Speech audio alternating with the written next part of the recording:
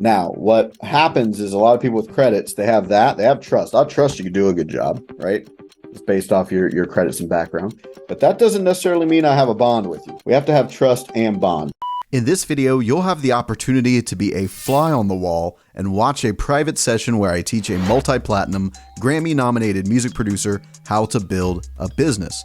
I'm posting this with my client's permission, of course, because there wasn't anything like it on YouTube for you to watch. I'm also sharing this because there are a lot of producers who are already established and want or need help, but tend to be the most skeptical, which is fair, and might not feel like there is anyone online who understands their situation. And before I play this video, you might be wondering, why would a producer with this much experience and songs that have generated over 1 billion streams need help building a business? Well, it doesn't mean that this producer is struggling. He's not, he's doing great. But a lot of producers who came up in the industry have never learned how to build their own business and now want to explore creating something that they control in order to, 1, fill the gaps between big opportunities, 2, diversify their income, and 3, protect their future. The whole point is to put you in a position where you feel in control and stable and flexible. Basically. You can ignore the exact numbers and amounts that I'm referring to in this video. They are totally irrelevant. I'm just showing my client an example and explaining how things work, big picture, so that he can understand the concepts before we can build. And you'll see him have some light bulb moments throughout the video. Enjoy. So the big thing to know, up until about let's call it, 6,000 or 7,000 a month, it's the same thing. So it's not like, hey, I learned this thing, now I can get 1,000 a month. I learned this next thing, I can get 3,000. I learned this next thing, I can get 6. You develop the skills up front that you need by getting good at the processes we teach. And then you can kind of scale as much as you want, really. It's math. It's really math. And I'll kind of show you here in a second. We'll do a little exercise. But like once it starts getting to the 6, 7, 8K range, the reason I say some changes probably have to happen there is because usually we can run into a time wall at that point. Then we have to look at like, okay, are we going to increase rates, farm out some of this work, bring in team? Are we going to rely on another income stream at that point? But what I would do is, and this is great with the content, essentially what happens is as you're going out and procuring your own work, which is doing outreach, you probably see a lot of guys in the group talk about that process. It's a laborious process for sure. It takes work. Now, when you have credits, it definitely makes it a little easier. But you're only doing that to kind of get the foundational skill. And while you're working with these artists and building it, you're documenting it through content. And then you get to a point where like content will bring you the work and allow you to launch other income streams you control, whatever, sample pack, brand partnerships, any of that. So that's kind of the arc. And then of course, in the background too, you're building and building and building your catalog and the placements, your managers getting you all that kind of stuff. And that's just that's the retirement plan building in the background. Yeah. And what you're doing is now you're hedging. Right. So you have kind of clients, content, catalog. That's the 3 C's. And now you're hedging. So if one is kind of down, you're like, cool, I can do this. If I don't really want to do a lot of client work this month, that's okay. As long as this is up, catalog's up. Great. Maybe you got a couple of placements that month. You're like, I can chill this month. Fine. Whatever. It's just the whole point is to put you in a position where you feel in control and stable and flexible, basically. Yeah. Some guys do client work all the way up until they have kind of a public brand and then decide that like, hey, I like these other income streams better and I want to work on my own music. That's fine. I don't really care. Like whatever someone wants to do, I just want them to have the choice and feel like they're in control. That's what we're trying to solve. Let me share my screen. I'll pull up a created document for us real fast. And that's too what Chris was talking about yesterday. He was like, because we were just brainstorming and I reminded him of a story where before Jack Harlow became Jack Harlow, I was in the studio with him and I saw how he was working and things like that. And he was like, he's like, man, you can probably use that. And I was like, wait a minute, I could. And so then I started to think about the different, and the different scenarios. And now you saying that how the content can also be a stream just made me think about that. Was like, oh, that's right. Great exercise for you to do, just going through and sitting down and trying to tap into some of those stories and making a list of what could be potential content.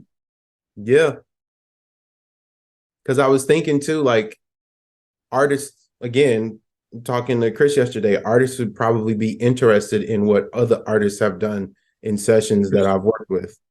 And to see that I've been a part of that, that will probably make them want to work with me even more, because it's like you've seen the process, you have information about this stuff that could actually help my career. So, but I just never think about it. It's so weird how like just working with Dark Label, how like I always feel like I'm saying, why didn't I think of that? Like, because it's like all of this information is tucked away somewhere. And then I'm hearing you all talk. I watch a video, like I watch all the classes, like, and it's like, why didn't I, like, what was I thinking? Like, all of this information just gets tucked and then you just never use it. So yeah, that's why I'm glad I'm here, because I'm glad I'm with you all, because like it's really bringing a lot of things to light for me. Good. A lot of it is it's the same thing of like trying to do your own therapy. It's a different perspective. I'm going to share my screen here. This is kind of where the math comes into equation. So that basically breaks down into, 1,500 a week. Right. Right. Which breaks down into, if you're working, 5 days a week, that's 300 a day. Mm-hmm. I'm not saying you work 5 days a week, but, or 500 a day at, 3 days a week. Right. Right. You can look at it that way or the other way.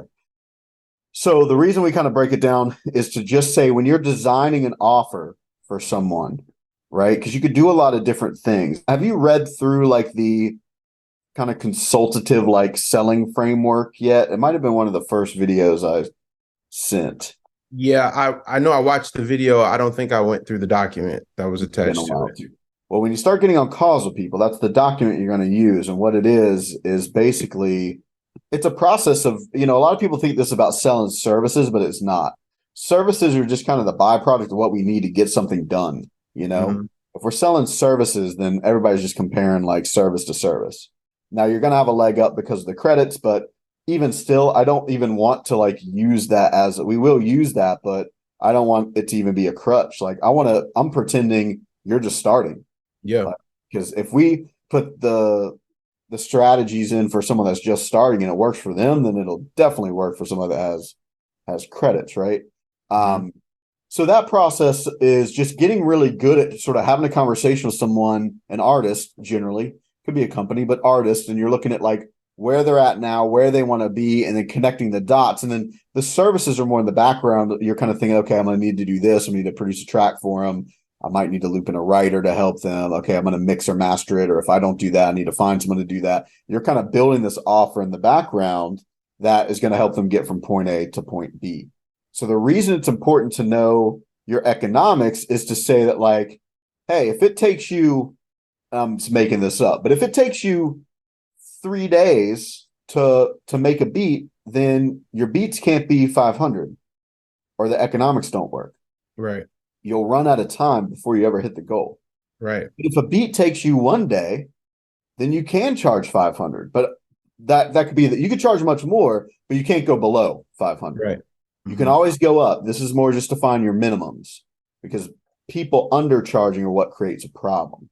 And a lot of people talk about it from the aspect of like, oh, you're undercharging, so you're devaluing yourself. It's like, yeah, no, that's one part of it, but I'm not even looking at that. I'm just literally looking at like the fact that, yeah, no, if you don't meet your economics, you will never hit your goal because you are trying to fight math, and you won't. You will run out of time before you hit your goal, and people are like, oh man, I produce 7 songs a month but I'm still stuck at 3,000 a month for the past 2 years. It's like, well, yeah, that's why you don't know what your economics are, So if we look at this and say, on average, let's say like a full production project you're doing with an artist where you produce it, mix. Let's just say your average engagement with an artist is around the 1,500 range. You could go higher again, but I'm just saying averages. Then that just means we need basically 4 songs a month, right? All pretty basic math so far. So this is where it kind of gets cool, and this is where sort of the outreach process comes, because you can control this, because we can say, one quick interruption from me. This video is brought to you by us here at Dark Label Music. If you're a working producer who would like to explore management services or business consulting to help you grow, then there's a link to reach out to us in the description. We're happy to take a look at your situation. And for more in-depth producer business content, make sure to also check out our Music Pro Daily podcast, linked in the description as well. Now back to the video. All right. In order to lock down 4, and I'm not counting for repeat clients or referrals or clients doing multiple songs throughout the year. Let's just say, hey, I got to get 4 a month. Then we just reverse engineer and say, okay, well, we don't get any projects unless we're making offers, right? Like if you're not sending out proposals, we're not getting any projects. So maybe you have to send out 6 proposals in order to get 4 projects landed down. Right. Okay. Well, there has to be a reason to send proposals, right? If there's no reason to send a proposal, we won't do that. So maybe in order to send 6 proposals that month, we need to build a bond or maybe do a proof session or get a song started or an idea started or do a write or whatever it is. We need to connect and get ourselves to the point where we would send a proposal. Maybe we need to do that with like 10 artists that month. Because maybe, 2 are just like, I'm not really ready to do anything right now. Maybe the other 2, you're like, I don't really care for them that much. I don't really, after talking to them, we're not really a vibe. We don't align. Like, okay, cool. So maybe we're left with 6. So then we just look at, okay, how many artists do we have to connect with each week in order to get 10 to where we're kind of building a bond, in order to make 6 proposals, in order to get to 4 songs. Mm-hmm. Simple as that. So you really have a couple of different metrics. Metric 0 is, basically the number of artists contacted. Metric 1 is how many response rate out of the ones you contacted. Metric 1 is how many did you end up in a DM convo with? Right. Or even moved it off to a call. Metric 2 is how many did we build a bond with? Now, if you already have credits, you may find that just like having a real good in-depth conversation using that framework I told you about earlier, that may build enough bond and you can make them an offer and be like, cool, hey, based on what you said, if we were working together, here's what I would do, XYZ. Here's how I'd get you to where you're trying to go. Thoughts on that? Yeah, it sounds great. Cool. Hey, let me get you a proposal. We can talk about it, and then maybe if they're not sure, you could be like, well, why don't we sit down, or maybe part of that process, like, hey, let's sit down and let's do some beats I have or some tracks I have that I think could be a good fit for you. Just whatever it is to build a bond with them. We have to have 2 things: trust and bond. Mm-hmm. Now, what happens is a lot of people with credits, they have trust. I trust you can do a good job, right? It's based off your credits and background. But that doesn't necessarily mean I have a bond with you. Mm-hmm. We have to have both. So somebody like, Chris, right, who you talk to, that has all the content and is also a great producer. Doesn't have the credits you have, but he's a good producer, competent. An artist may go with him because, well, I trust Chris can do a good job because I've heard his stuff and I have a bond with him because of the content and the interactions I've had. So we have to have both. That's why I get a lot of major label guys that are like, man, I'm surprised all these people aren't hitting me up for work. It's like, well, they trust you could do it, but they don't have a bond. That's what we ran into with Alex. Alex just didn't come off as reachable to independent artists, even though he would work with them and wanted the projects and to develop some artists. We added, hey, I'm open for work. Here's a link to fill out some questions. Tell me about what you're doing. Immediately got work because it was he just needed a little bit of bond, Yeah. He has a convo with them and all that. So we have to have trust and bond. We have to have both. So metric 2 is building a bond. Metric 3 is how many are moving into a, basically a sales call. We just call it proposal, how many proposals are you sending out?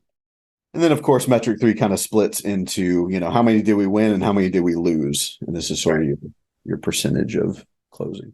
So the reason I wanted to lay it out this way is because every single one of these we can track, which doesn't sound that exciting, but it is exciting because that allows James and me and everybody to know kind of where we need to lean in and help, That's this. I think this was on an Excel sheet that you. Yes. And Right. I don't know if you saw it, but Andrew B in the group, he just made this week a spreadsheet and it's set up a bit more to where it's 2 pages. One page, you just have kind of the contact info for the person you reach, and then just you're just inputting the dates when things happened. Like, okay, August 30th, that's when I contacted them. September 2nd, that's when they ended up reaching back out. September 5th is when we had a call, and September 7th, they became a client. And then it populates the first page and just shows you all of your percentage closing rates and stuff. Oh, Awesome. Yeah. I'll tag you on that. I'm going to put together a next steps doc for you. I'll include that so you can make okay. your own copy.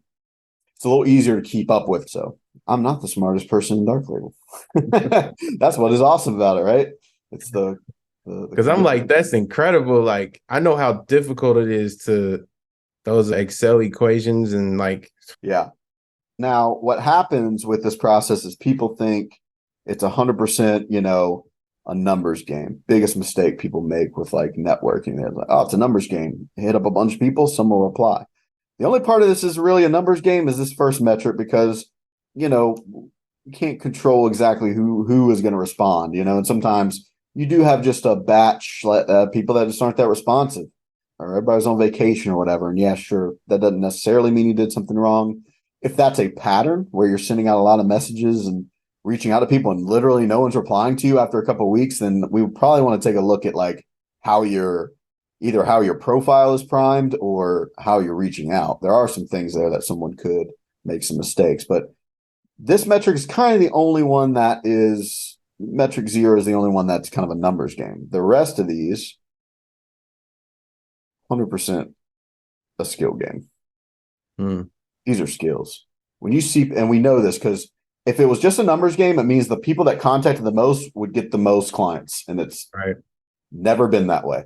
It's not what's happening. When you see guys like Jesse or James or any of the like guys that are really killers of this process, Phil, no, it's not. Because anyone could go out and just reach out to 100 artists. That does, if everybody could do that and get awesome clients, everybody would do it. But what most people do is like, oh, I try outreach. I've tried reaching out to artists and networking, and like no one replies. No one ever has a budget. No one ever gets. They're just treating it as a numbers game. It's a skill game. If you go on a first date with somebody, there's always a next step. If that date went well, right? Yeah. Another date, and then okay, the second date goes well. Cool. There's always a next step. Hey, let's go steady. Cool. Maybe do that for a while. There's always a next step. Hey, let's get married. Right.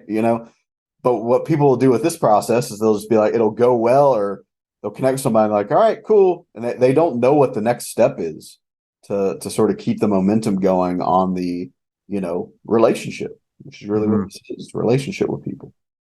So that is kind of what we're going to focus on next. Now, at the same time, here's what's neat.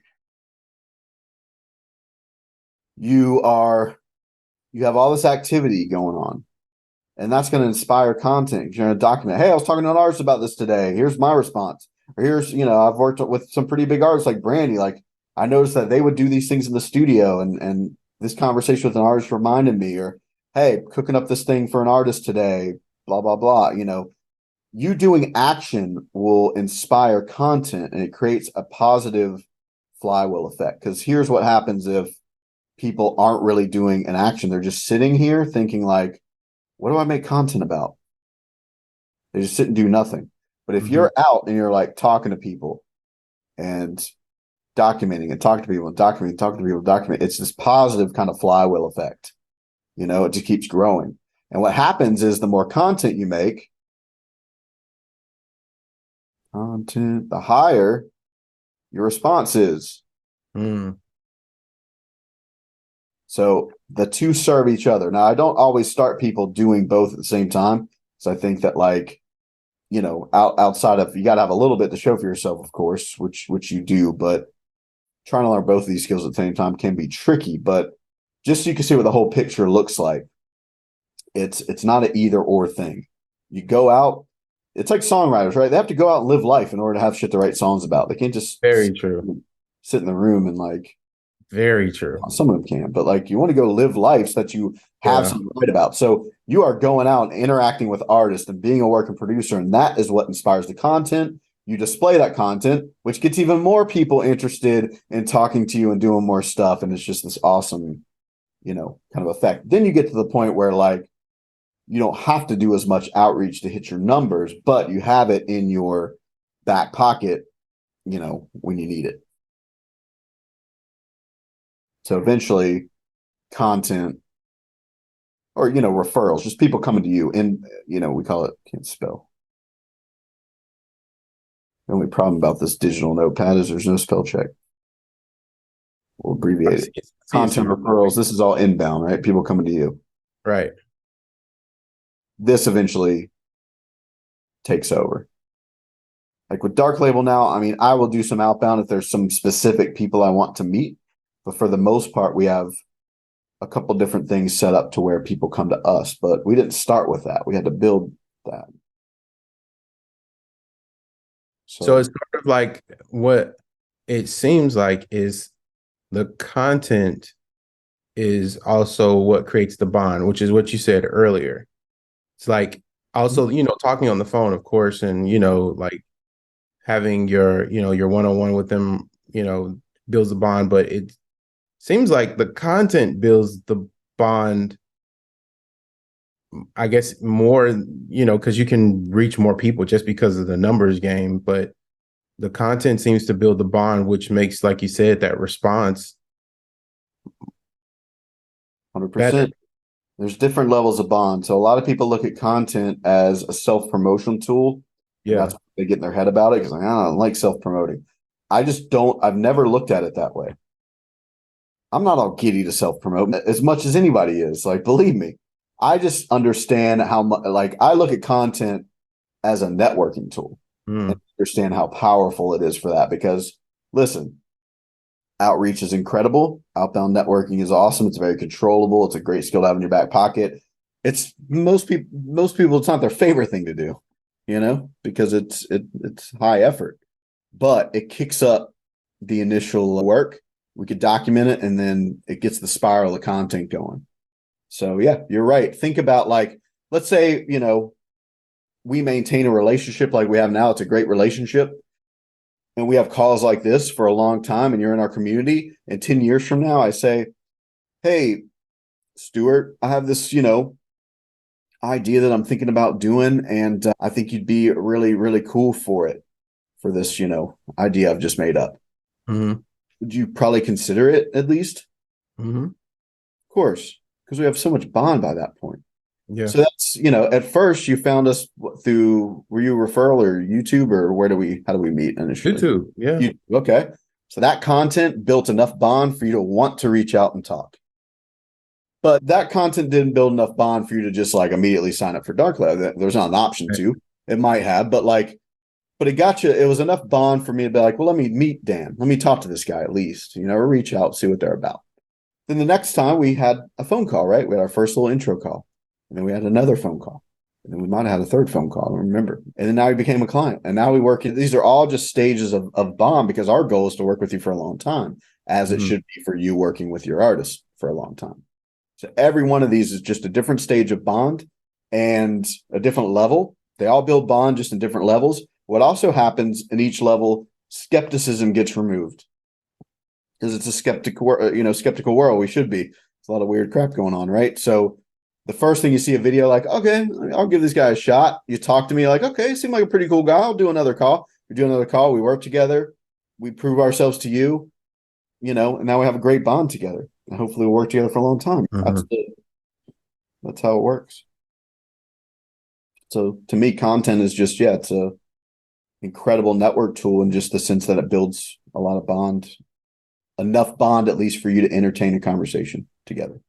Or in your case, it could be a session, So look at it less about self-promotion and more of, it's just a networking tool. It's one of the most powerful networking tools there is. It seems like it's just connecting with people, community building. Like, it's just looking at it differently makes you use it effectively. Like, it's just or at all. I mean, I think a lot of people we work through this a lot, and I understand where producers are coming from, especially ones that are a little higher up on the food chain with content. They don't want to be perceived as like a YouTuber. They don't want to be perceived as this, or they don't feel comfortable self-promoting because, hey, I'm a producer, I'm behind the glass. And yeah, the biggest thing I have to chip away at with that is like, well, that's just, you're looking at it as a self-promotion tool, as where I look at it as a networking tool.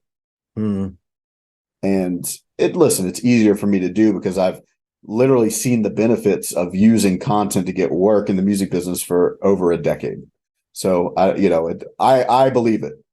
I understand though, when someone hasn't experienced that yet, that it's kind of tricky to believe, even if they met me that way. I'm like, well, dude, the only reason we're talking here is because, you watched a YouTube video or something, or read an email or listened to a podcast. Like, we're here because of content, and they just don't see how that could work for them. Or that I was like, dude, I'm no different or better or special than you. I just showing up. There's no character. There's no nothing. Like, I just show up and talk about the shit I'm interested in. And that built a bond with you. You do the same thing. That's it.